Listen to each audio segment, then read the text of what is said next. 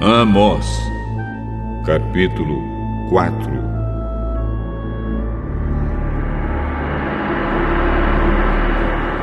Ouçam isto, mulheres da cidade de Samaria, que estão satisfeitas e gordas como as vacas de Bazã.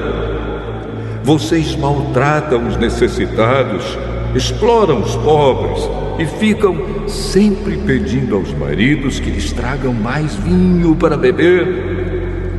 Eu, o Senhor, juro pelo meu santo nome que virá o tempo em que vocês serão arrastadas para fora da cidade com anzóis, como se fossem peixes. Nenhuma de vocês escapará.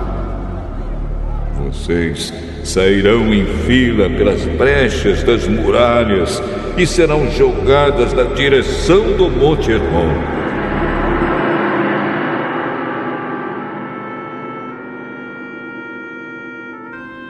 O Senhor Deus diz: povo de Israel, vocês querem pecar? Pois vão aos santuários de Betel e de Gilgal e ali pequem à vontade. Todas as manhãs ofereçam sacrifícios e de 3 em 3 dias deem os seus dízimos. Apresentem os pães da oferta de gratidão a Deus e depois saiam para contar a todo mundo que fizeram ofertas de livre e espontânea vontade. E como vocês gostam de fazer isso! Eu fiz com que faltasse comida em todas as cidades e que todos passassem fome, mas assim mesmo vocês não voltaram para mim. Não deixei que chovesse durante 3 meses antes das colheitas. Fiz com que caísse chuva numa cidade, mas em outra não. Choveu numa plantação, mas em outra não. E nesta tudo secou. As pessoas iam de cidade em cidade procurando água, mas não achavam o bastante nem para matar a sede. Assim mesmo, vocês não voltaram para mim.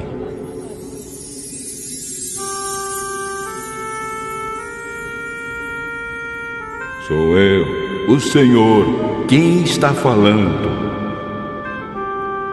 Eu os castiguei com ventos muito quentes e com pragas nas plantas. Os gafanhotos acabaram com as hortas, com as parreiras, com as figueiras e com as oliveiras. Assim mesmo vocês não voltaram para mim. Fiz cair sobre vocês uma praga, como as que mandei contra o Egito. Fiz com que os moços morressem nos campos de batalha e deixei que os inimigos levassem embora os cavalos de guerra.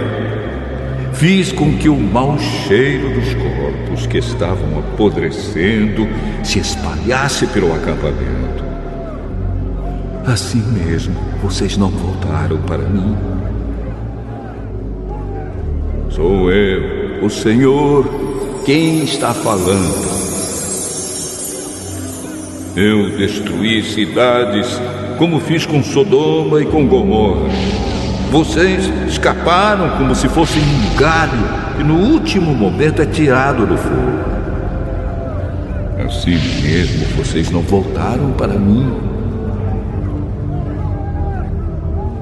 Por isso, povo de Israel, eu os castigarei. E já que vou castigá-los, preparem-se para se encontrar com o seu Deus. Eu, o Senhor, falei.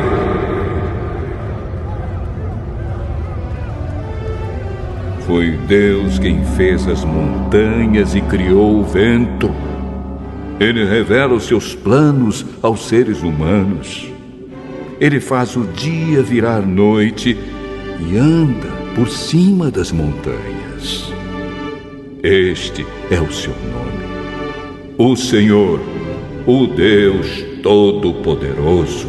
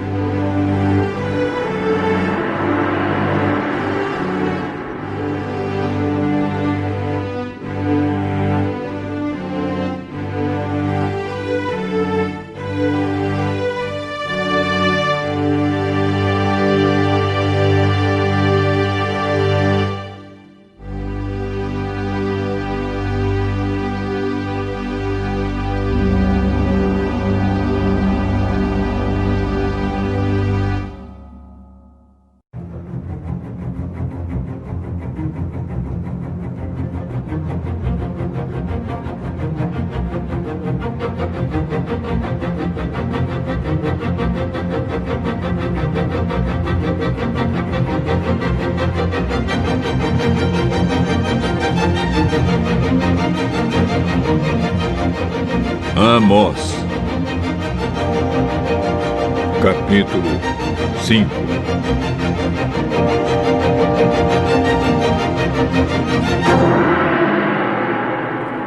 Povo de Israel, escute esta canção triste que eu canto a respeito de você.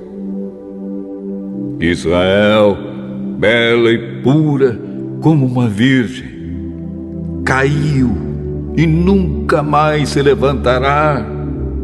Está caída na sua própria terra e ninguém a ajuda a se levantar.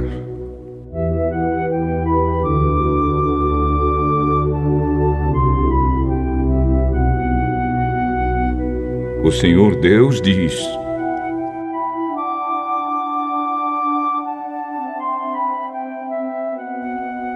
se uma cidade mandar 1000 homens para a guerra, somente 100 voltarão vivos. Se mandar 100 homens, somente 10 voltarão.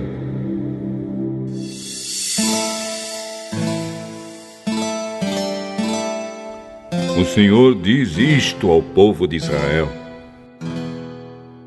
voltem para mim a fim de que tenham vida, mas não me procurem em Betel, nem em Gilgal, nem em Berseba, pois o povo de Gilgal será levado como prisioneiro para fora do país, e a cidade de Betel vai ficar em ruínas.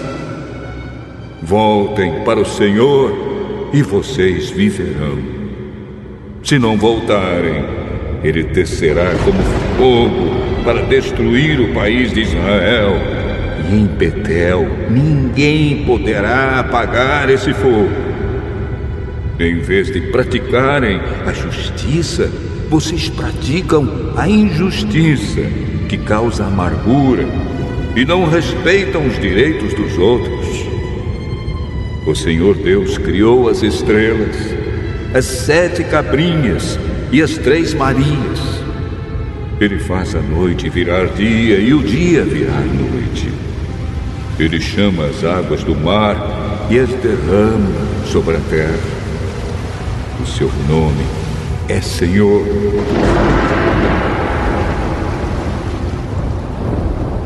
Ele acaba com os poderosos e destrói as suas fortalezas. Vocês têm ódio daqueles que defendem a justiça e detestam as testemunhas que falam a verdade. Vocês exploram os pobres e cobram impostos injustos das suas colheitas.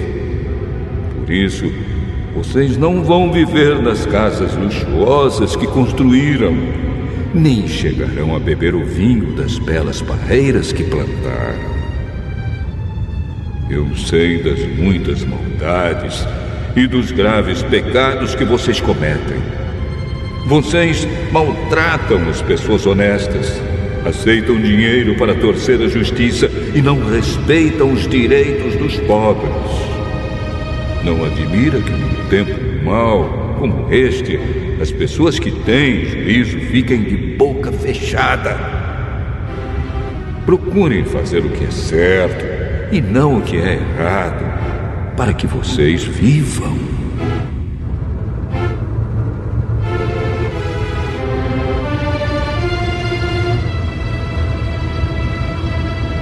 Assim será verdade o que vocês dizem, isto é, que o Senhor, o Deus Todo-Poderoso, está com vocês.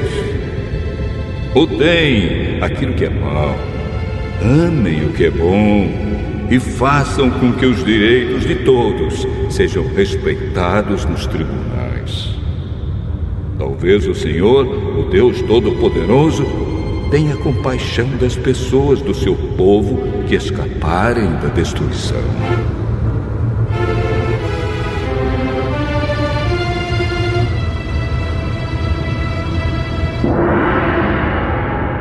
O Senhor, o Deus Todo-Poderoso, diz: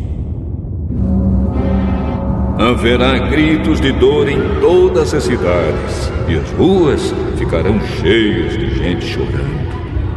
Até lavradores serão chamados para chorar pelos defuntos, junto com as pessoas que são pagas para fazer isso. Haverá choro em todas as plantações de uvas. E tudo isso acontecerá porque eu virei castigá-los. Eu, o Senhor, estou falando.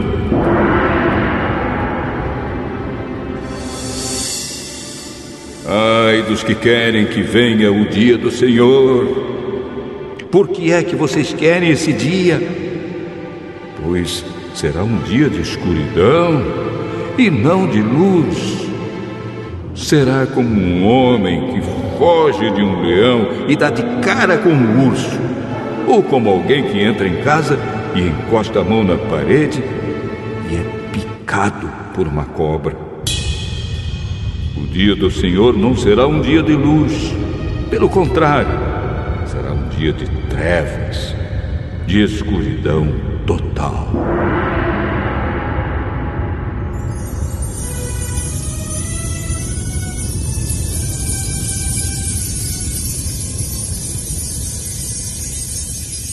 O Senhor diz ao seu povo: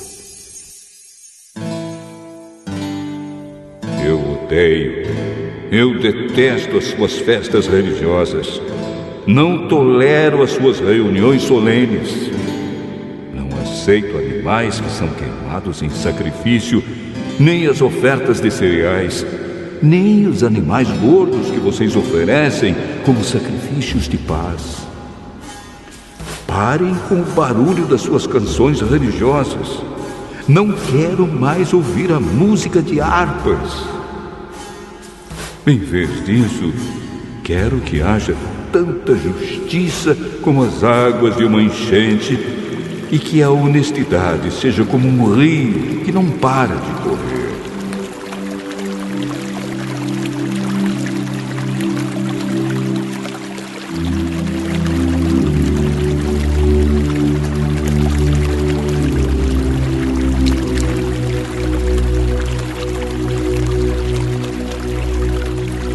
Povo de Israel, por acaso vocês me apresentaram sacrifícios e ofertas de cereais durante os 40 anos em que estiveram no deserto?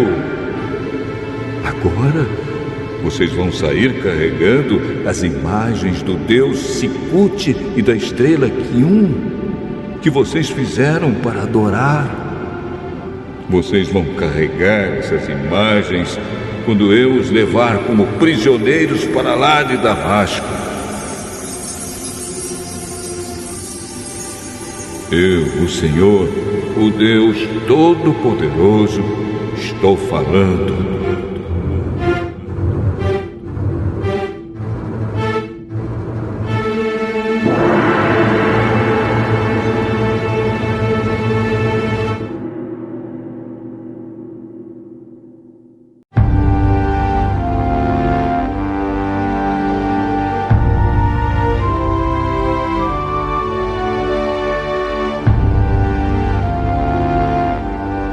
Amós.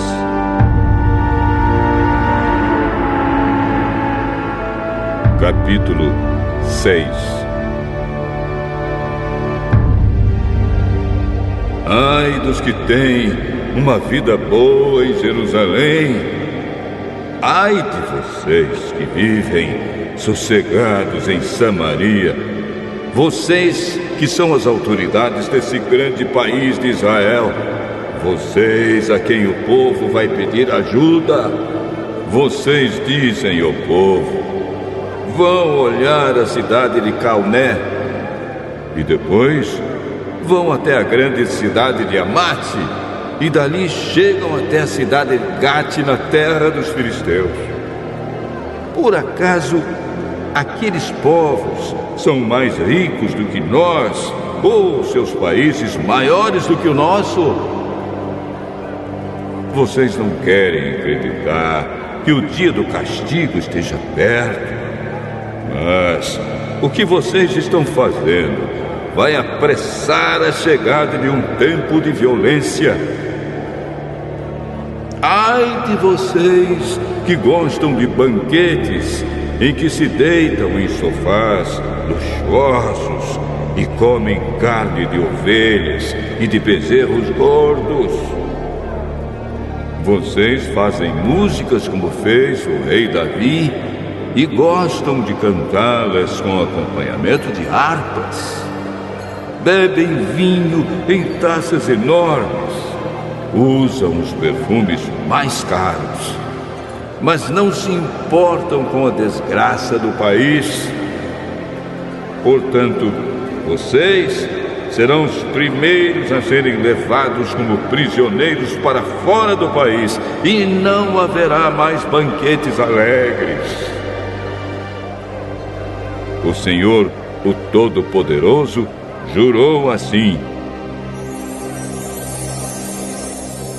eu vou entregar a cidade de Samaria nas mãos do inimigo e levará embora tudo o que encontrar. Pois eu odeio o orgulho do povo de Israel, detesto seus palácios.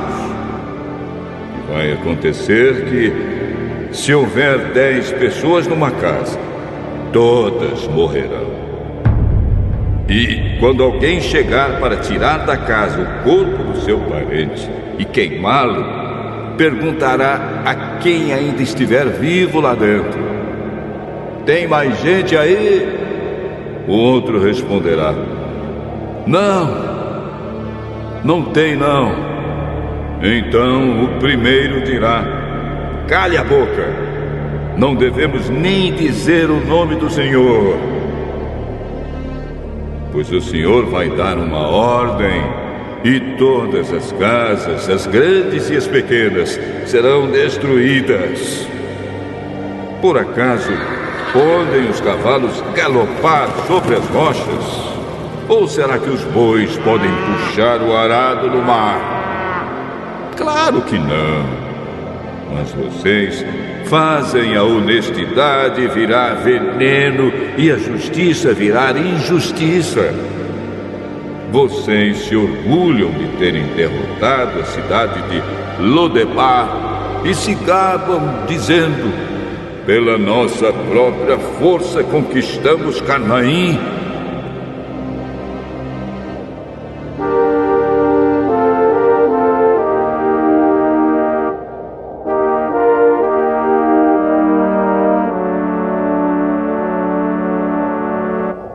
O Senhor, o Deus Todo-Poderoso, diz: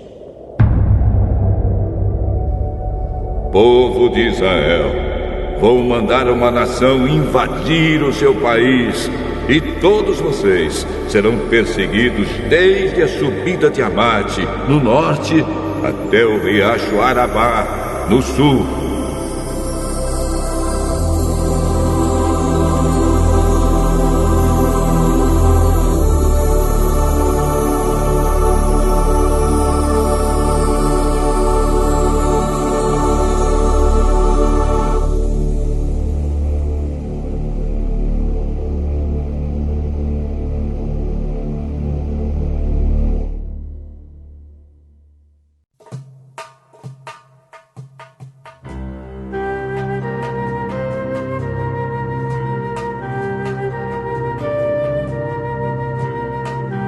Primeira Carta de João, capítulo 3.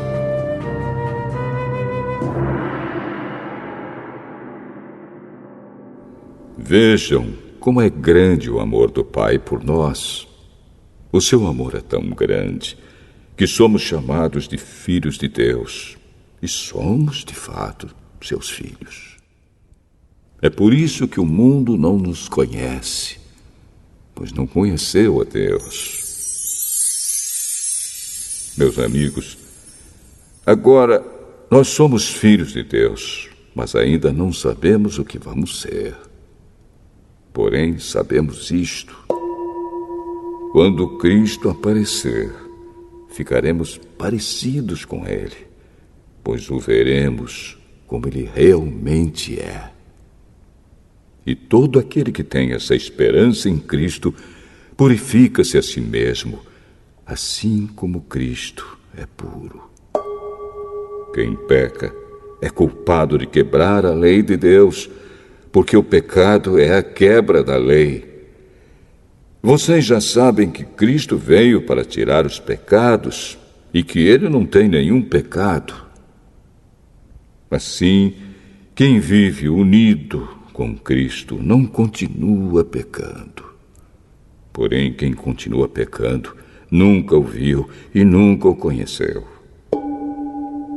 Meus filhinhos, não deixem que ninguém os engane. Aquele que faz o que é correto, assim como Cristo é correto. Quem continua pecando pertence ao diabo, porque o diabo peca desde a criação do mundo. E o Filho de Deus veio para isto, para destruir o que o diabo tem feito. Quem é filho de Deus não continua pecando, porque a vida que Deus dá permanece nessa pessoa. E ela não pode continuar pecando, porque Deus é o seu Pai. A diferença clara que existe entre os filhos de Deus e os filhos do diabo é esta: quem não faz o que é correto ou não ama o seu irmão não é filho de Deus. A mensagem que vocês ouviram desde o princípio é esta: que nos amemos uns aos outros. Não sejamos como Caim, que pertencia ao maligno e matou o próprio irmão. E por que o matou? Porque o que Caim fazia era mal e o que o seu irmão fazia era bom. Meus irmãos, não estranhem se as pessoas do mundo os odeiam. Nós sabemos que já passamos da morte para a vida e sabemos isso porque amamos os nossos irmãos. Quem não ama está ainda morto. Quem odeia o seu irmão é assassino. E vocês sabem que nenhum assassino tem em si a vida eterna. Sabemos o que é o amor por causa disto. Cristo deu a sua vida por nós. Por isso nós também devemos dar a nossa vida pelos nossos irmãos. Se alguém é rico e vê o seu irmão passando necessidade, mas fecha o seu coração para essa pessoa, como pode afirmar que de fato ama a Deus? Meus filhinhos, o nosso amor não deve ser somente de palavras e de conversa. Deve ser um amor verdadeiro que se mostra por meio de ações. É assim, então, que saberemos que pertencemos à verdade de Deus e que o nosso coração se sente seguro na presença dele. Pois, se o nosso coração nos condena, sabemos que Deus é maior do que o nosso coração e conhece tudo. Portanto, meus queridos amigos, se o nosso coração não nos condena, temos coragem na presença de Deus. Recebemos dele tudo o que pedimos, porque obedecemos aos seus mandamentos e fazemos o que agrada a ele. E o que ele manda é isto: que creamos no seu Filho, Jesus Cristo, e que nos amemos uns aos outros, como Cristo nos mandou fazer. Quem obedece aos mandamentos de Deus vive unido com Deus, e Deus vive unido com ele. E, por causa do Espírito que ele nos deu, sabemos que Deus vive unido conosco.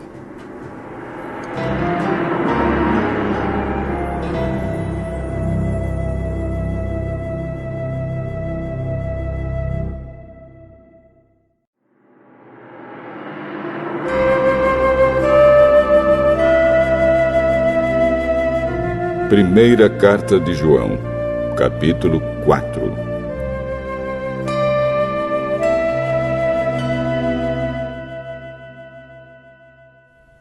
Meus queridos amigos, não acreditem em todos os que dizem que têm o Espírito de Deus.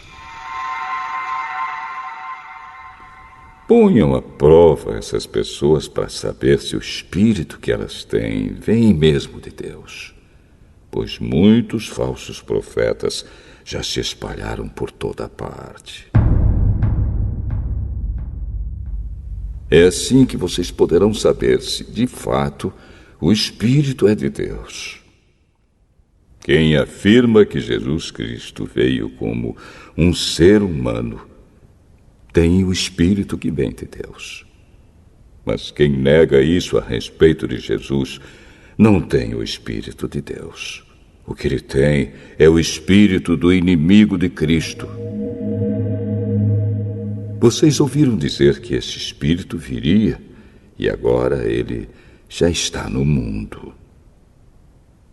Meus filhinhos, vocês são de Deus e têm derrotado os falsos profetas, porque o espírito que está em vocês é mais forte do que o espírito que está naqueles que pertencem ao mundo. Eles falam das coisas do mundo e o mundo os ouve porque eles pertencem ao mundo. Mas nós somos de Deus. Quem conhece a Deus nos ouve, mas quem não pertence a Deus não nos ouve. É desse modo, então, que podemos saber a diferença que existe entre o espírito da verdade e o espírito do erro. Queridos amigos, amemos uns aos outros, porque o amor vem de Deus. Quem ama é filho de Deus e conhece a Deus. Quem não ama não o conhece, pois Deus é amor. Foi assim que Deus mostrou seu amor por nós. Ele mandou seu único filho ao mundo para que pudéssemos ter vida por meio dele. E o amor é isto. Não fomos nós que amamos a Deus, mas foi ele que nos amou e mandou o seu filho para que, por meio dele, os nossos pecados fossem perdoados. Amigos, se foi assim que Deus nos amou, então nós devemos nos amar uns aos outros. Nunca ninguém viu Deus. Se nos amamos uns aos outros, Deus vive unido conosco e o seu amor enche completamente o nosso coração. A razão por que podemos ter a certeza de que vivemos unidos com Deus e de que Ele vive unido conosco é esta: Ele nos deu o seu Espírito. E nós vimos e anunciamos aos outros que o Pai enviou o Filho para ser o Salvador do mundo. Todo aquele que afirma que Jesus é o Filho de Deus, Deus vive unido com ele e ele vive unido com Deus. E nós mesmos conhecemos o amor que Deus tem por nós e cremos nesse amor. Deus é amor. Aquele que vive no amor vive unido com Deus, e Deus vive unido com ele. Assim, o amor em nós é totalmente verdadeiro, para que tenhamos coragem no dia do juízo, porque a nossa vida neste mundo é como a vida de Cristo. No amor não há medo. O amor que é totalmente verdadeiro afasta o medo. Portanto, aquele que sente medo não tem no seu coração o amor totalmente verdadeiro, porque o medo mostra que existe castigo. Nós amamos porque Deus nos amou primeiro. Se alguém diz, eu amo a Deus, mas odeio o seu irmão, é mentiroso. Pois ninguém pode amar a Deus a quem não vê, se não amar o seu irmão a quem vê. O mandamento que Cristo nos deu é este: quem ama a Deus, que ame também o seu irmão.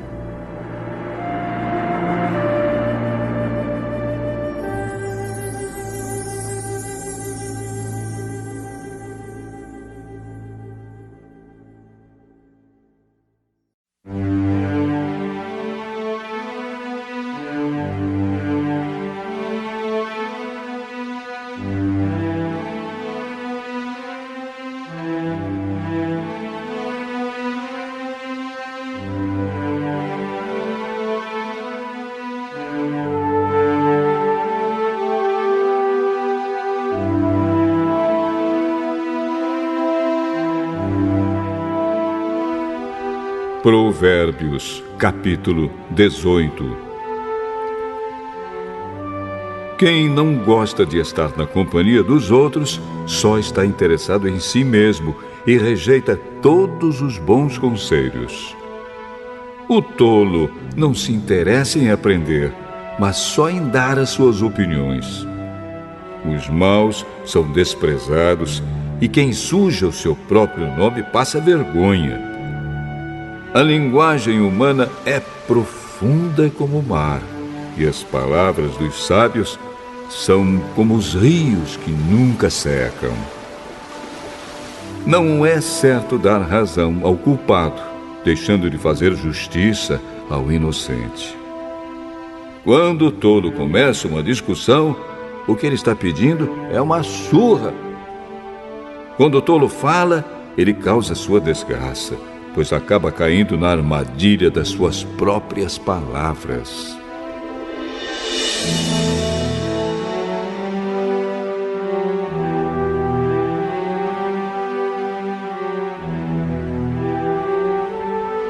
Os mexericos são tão deliciosos. Como gostamos de saboreá-los! O trabalhador relaxado é companheiro daquele que desperdiça. O nome do Senhor é como uma torre forte para onde as pessoas direitas vão e ficam em segurança. O rico pensa que a sua riqueza o protege como as muralhas altas e fortes em volta de uma cidade.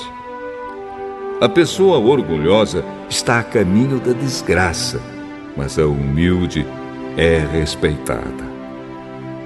Quem responde antes de ouvir mostra que é tolo e passa vergonha. A vontade de viver mantém a vida de um doente, mas se ele desanima, não existe mais esperança. A pessoa sábia está sempre ansiosa e pronta para aprender. Você quer falar com alguém importante? Leve um presente e será fácil. Aquele que é o primeiro a fazer a sua defesa parece ter razão, mas só até que a outra pessoa comece a lhe fazer perguntas. Quando os poderosos se enfrentam no tribunal, tirar a sorte com os dados sagrados pode resolver a questão. É mais difícil ganhar de novo a amizade de um amigo ofendido do que conquistar uma fortaleza. As discussões estragam as amizades. Você terá de aguentar as consequências de tudo o que disser. O que você diz pode salvar ou destruir uma vida. Portanto, use bem as suas palavras e você será recompensado.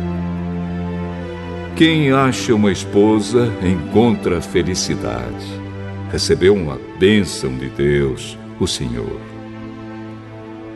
O pobre pede licença para falar, mas o rico responde com grosseria. Algumas amizades não duram nada, mas um verdadeiro amigo é mais chegado que um irmão.